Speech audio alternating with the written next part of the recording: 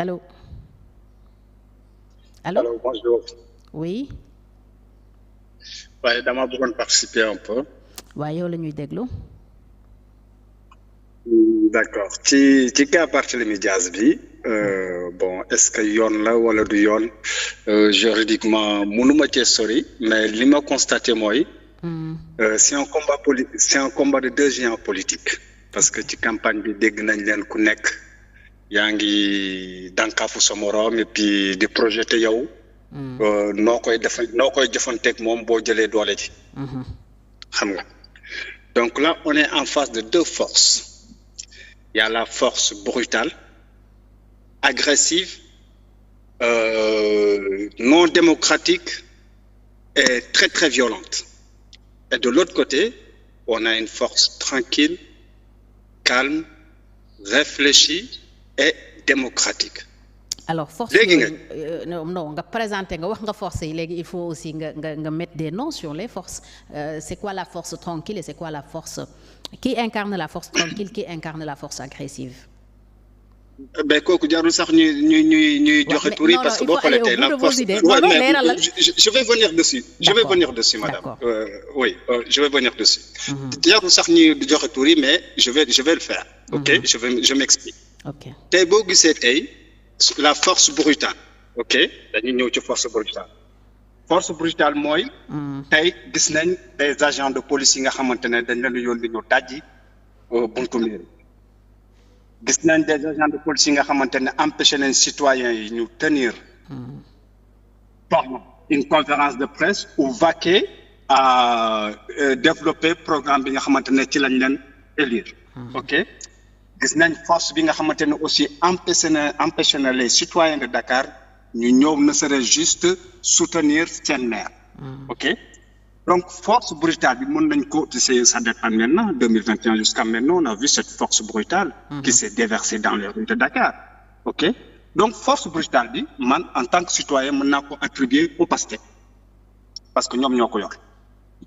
D'accord, de l'autre côté aussi am nañ une force tranquille bi mën nañ ko attribuer aujourd'hui attitude maire de Dakar parce que bi gars yi di utiliser la force la police à la mairie caméra yi seen caméra yaa ngi fa ñëpp gis nañ ko mu ne laisser les faire parce que xam nga mënoon na opposé wu à cette intrusion de la police.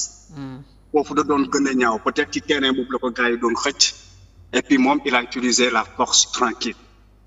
OK, ba tax na yow amul confrontation entre citoyens yi entre ses partisans et la police kooku c'est quelqu'un qui est réfléchi.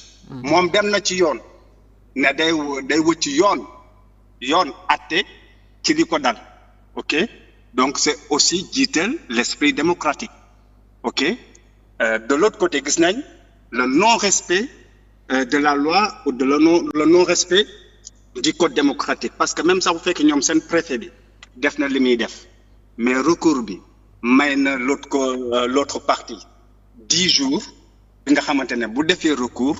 OK, recours bi bu jàllul après ci la sanction bi di mën a nekk définitive. OK, aussi gis nañ ne je ne suis pas juriste sama xalaat rek laay wax gis nañ ne aussi il y a le non-respect des choses donc man su ma xoolee loolu ces deux choses là je me rends compte que d'un côté il y a une force brutale agressive et non démocratique et de l'autre côté il y a une force tranquille réfléchie et démocratique léegi nag c'est aux Sénégalais de juger. C'est aux Sénégalais de savoir qu'est-ce qu'ils veulent. Est-ce qu'on veut un pays qui va continuer à se développer, à prospérer dans le respect mutuel et dans le respect des lois, ou bien on veut reculer, avoir un pays, selon les gens qui sont là, ils vont appliquer une doctrine ou une forme de vengeance où on va opprimer ceux qui sont contre nous ou ceux qui étaient et ne sont plus de notre côté ou ceux qu'on croit qui pourront s'opposer à nous et nous empêcher d'évoluer dans le champ politique. loolu lépp mën na cee nekk. OK, léegi nag man fi may arto la force tranquille que incarne monsieur Diaz et ses partisans mooy pour l'instant ils ont bien géré la situation de grâce nañ moytu rek ñu tirer leen sur le terrain de la violence bi nga xamante ne piège boobu moom la leen Pastef di tendre jusqu'à présent te ñoo ngi koy moytu. donc lors conférence de presse bi xëy na aussi dina am des perturbateurs des éléments infiltrés qui vont essayer de saboter mais je les encourage à éviter ça tey bu cet après-midi bu leen police empêché nañ def adopter attitude bi ñu adopté jusqu'à présent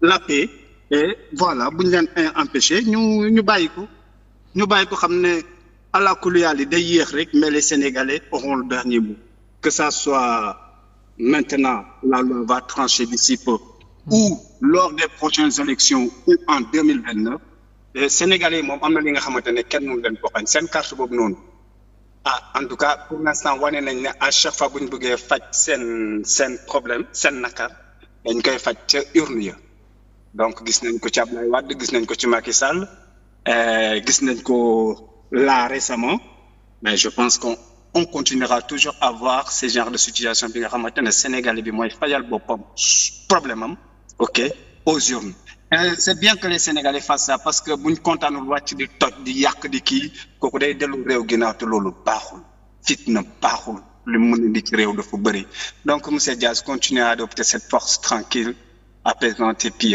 démocratique donc voilà.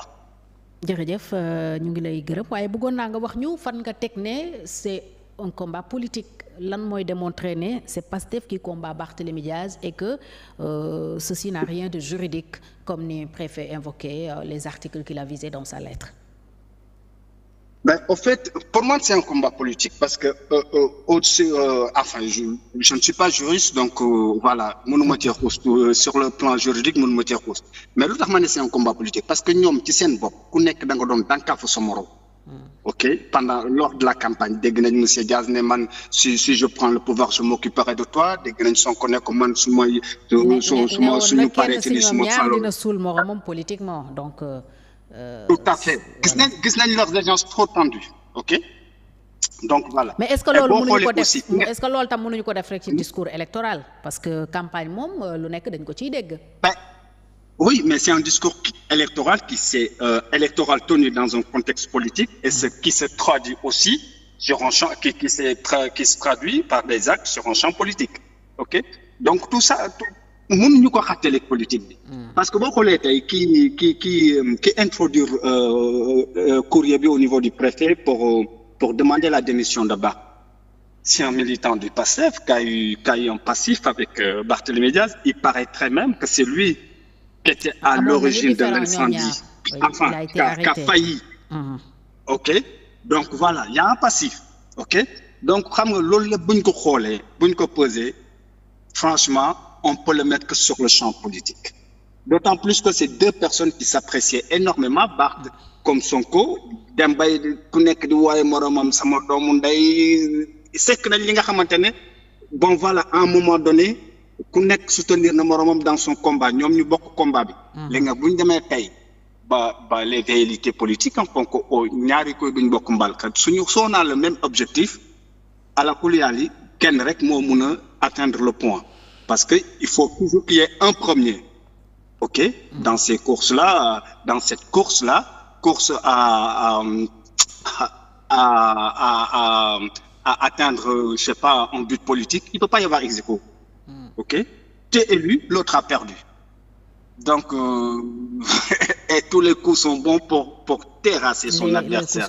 C'est dommage qu'aujourd'hui, au Sénégal, on en arrive à utiliser ces genres de moyens, surtout à utiliser l'administration. L'administration dafa waroon neutre. Gis nañ tey police def lu muy def ñëpp gis ko affaire bi moom moi je suis en Europe affaire baa ngi lëmbe Europe OK lan la ñu police di def aujourd'hui mu génnee ñu un communiqué hier pour se contredire pour essayer de nier l'évidence bi nga xamante ne moo ngi ci télé yi moo ngi ci téléphone yi moo ngi fépp xam nga quelle honte alors qu'avant on avait une police républicaine c'est fou quoi xam nga bu ñu demee tey ba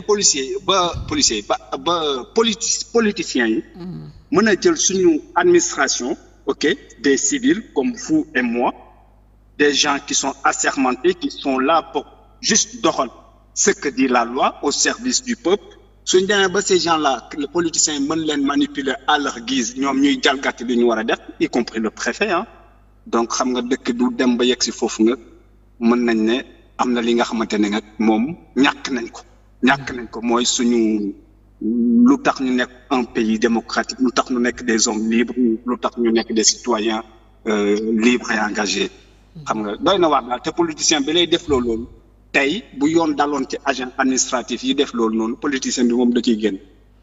En plus on le constate la police moo ngi ñëw di def contre-diem mais ils ont reçu des ordres comme le préfet il a reçu un ordre parce que préfet bi mënul enfin l'adjoint du préfet mënul def lu mu def s'il n'avait pas reçu des ordres yu jógee ci kaw. doy na waar daal. D'accord, on y verra plus clair bu cour d'appel ak conseil constitutionnel joxe seen ay décisions puisque Barthélémy Diaz déposé na recours foofu et recours yooyu moo war a leeral justement est-ce que problème juridique la wala problème politique la donc ñu ngi leen di gërëm bu baax a baax ci ànd beeg Télé Sénégal TV di yem fii ci Sénégal Météo tey bi doon waxtaanee essentiellement l'affaire Barthélémy Diaz ak conférence de presse bi mu woote waat tey ci ngoon mais aussi werante bi am diggante ville de Dakar ak